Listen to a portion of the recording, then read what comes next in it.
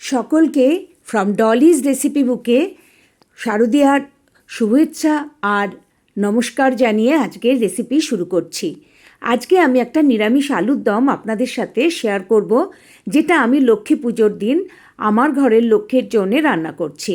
সেটাই আমি আপনাদের সাথে শেয়ার করব। তার জন্য আমি বড় দুটো আলু এইভাবে 4 পিস করে নিয়েছি, আর চাটু গ্যাসে বসিয়ে দিয়েছি। একটা ভাজা মশলা করব, সেখানে হাফ টিস্পুন জিরে আস্ত জিরে দিয়ে দিলাম, আর হাফ টিস্পুন ধনে দিয়ে দিলাম আস্ত।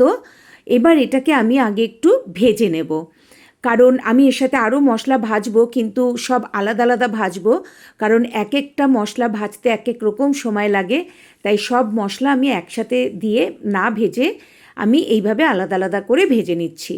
এবার মোটামুটি ধনে আর জিরেটা কিন্তু ভাজা হয়ে গেছে, দেখুন। আমি এটা লো টু মিডিয়ামে রেখে ভেজেছি। এবার 3টে শুকনো লঙ্কা নিয়ে নিলাম, আর একটা তেজপাতা, আর নেব এখানে একটা মানে 1 ইঞ্চি দারচিনি, তিনটে এলাচ, আর লবঙ্গ 5টা। এবার এইগুলো ভালো করে ভেজে নেব সুন্দর করে। বেশ আমার গ্যাসের ফ্লেম কিন্তু লো টু মিডিয়ামে সবসময় থাকছে, কারণ পুরোপুরি হাই করলে মশলা পুড়ে যাবে, আর যেই চাটুটা গরম হবে তখন কিন্তু একদম লোতে করে দিতে হবে। এবার আমি কটা গোলমরিচ, মানে 10-12টা মতো গোলমরিচ দিয়ে দিলাম। এখন সব কটা ভালো করে একটু নাড়াচাড়া করে নিচ্ছি। আমি শুকনো লঙ্কাটা দেখুন ভাজা হয়ে গেছে, আর তেজপাতাটাও ভাজা হয়ে গেছে, সেই জন্য ওগুলো আমি তুলে নিয়েছি। আর এরপরে সব মশলা ভেজে আমি একটু গ্রাইন্ড করে নিচ্ছি মিক্সার গ্রাইন্ডারে।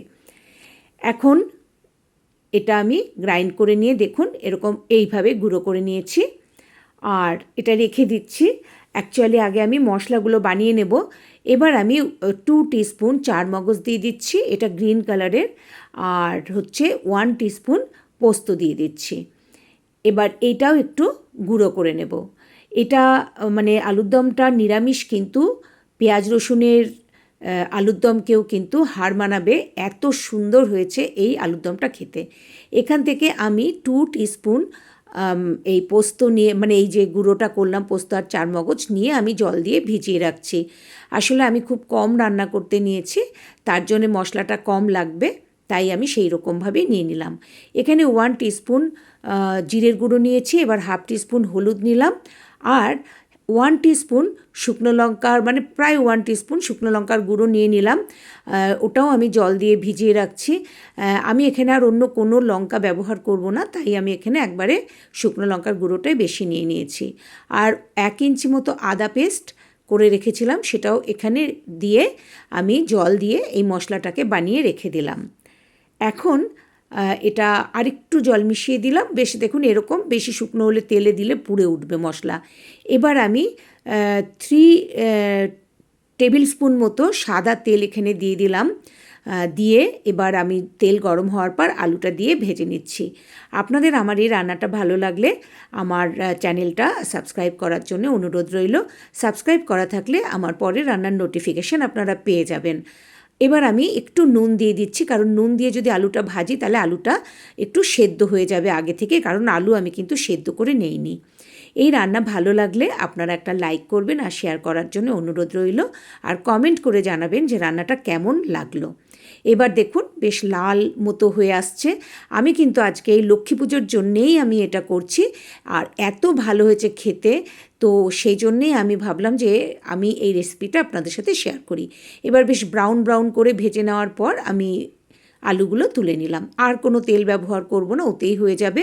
এবার আমি এখানে 2টো এলাচ আর দারচিনি, মানে একটু ভেঙে 1 ইঞ্চি একটা দারচিনিকে ছোটো ছোটো টুকরো করে দিয়ে দিলাম, আর একটা তেজপাতা 2 টুকরো করে দিয়ে একটু ফোড়ন করে নিয়ে আমি যে মশলা ভিজিয়ে রেখেছিলাম, জিরে, শুকনো লঙ্কা আর হলুদ, আদা, সেইটা আগে দিয়ে দিলাম। দিয়ে ভালো করে 1 মিনিট মতো আমি মানে লো ফ্লেমে আমি এটাকে ভেজে নিচ্ছি। এবার একটু জল দিয়ে দিলাম। এখন আমি ফ্লেম মিডিয়াম করে দিলাম, কারণ ওটা যদি আমি তখন মিডিয়াম করে দিতাম মশলাটা পুড়ে উঠত। এবার একটা বড় টমেটো কুচো করে রেখেছিলাম, সেটাও দিয়ে দিলাম। এখন কিন্তু গ্যাসের ফ্লেম মিডিয়ামে আছে। এবার আমি স্বাদ মতো নুন দিয়ে দিলাম, আলুতে কিছুটা নুন দিয়েছিলাম, এখানেও কিছুটা দিলাম। এখন আমি যে চারমগজ আর পোস্ত মানে গুঁড়ো করে সেটাকে ভিজিয়ে রেখেছিলাম সেটাও দিয়ে প্রায় 2 মিনিট মতো নেড়ে নেওয়ার পর তারপরে ভাজা আলুটা দিয়ে দিলাম। এবার ভাজা আলুটা দিয়েও আমি প্রায় মানে 3-4 মিনিট মতো নাড়বো। এই নাড়তে নাড়তে আমি এখানে আর কিছু ইনগ্রেডিয়েন্ট অ্যাড করব। যেরকম কাসৌরি মেথি একটু হাতে ঘষে আমি এখানে দিয়ে দিলাম, আর এবার কাসৌরি মেথিটা আমি ভালো করে মিশিয়ে নিচ্ছি।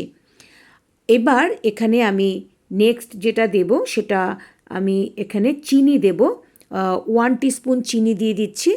আলুর তরকারিতে কিন্তু এমনি একটু মিষ্টিটা বেশি লাগে, তা নাহলে ভালো লাগে না। আর আমি এখানে অনেকটা টমেটো ব্যবহার করেছি, তাই আমি 1 টিস্পুন চিনি দিয়ে দিলাম। খুব ভালো করে নেড়ে চেড়ে আমি এটা কষিয়ে নিচ্ছি। এই মানে আমি বারবারই কথাটা বলছি যে আলুর দমটা না অস্বাভাবিক সুন্দর হয়েছে খেতে। তাই আপনাদের কাছে রিকোয়েস্ট রইল আপনারা একবার করবেন। এই আলুর দমটা আমি যদি লক্ষ্মী পুজো 2-4 দিন আগে ছাড়তে পারতাম তাহলে ভালো হতো, আপনাদের সাথে শেয়ার করতে পারতাম, তাহলে আপনারা আপনাদের লক্ষ্মী পুজোতে এটা বানাতে পারতেন। এবার আমি প্রায় 3-4 মিনিট মতো কষিয়ে নিয়ে এবার এই বাটিটার গলা বাটি মতো জল দিয়ে দিলাম আলুটা সেদ্ধ হওয়ার জন্যে। এখন এই ঝোলটা ফুটে ওঠার পর আমি কিন্তু এতক্ষণ মিডিয়াম ফ্লেমেই রয়েছে, আর ঝোলটা ফুটে ওঠার পর এই যে ফুটে উঠেছে, এখন আমি লো ফ্লেম করে ঢাকা দিয়ে এটা প্রায় 5-6 মিনিট রান্না হতে দেব, যাতে আলুটা সুন্দরভাবে সেদ্ধ হয়ে যায়। কারণ আলুটা আমি কিন্তু অনেকটা বড় বড় করে কেটেছি, আর আলুটা আমি সেদ্ধ করে নেইনি। আলু খুবই ভালো সেদ্ধ হয়ে গেছে, আমি দেখে নিয়েছি। আর এখন এখানে আমি কয়েকটা জিনিস অ্যাড করে দেব। এখন আবার আমি গ্যাসের ফ্লেম মিডিয়ামে করে দিয়েছি।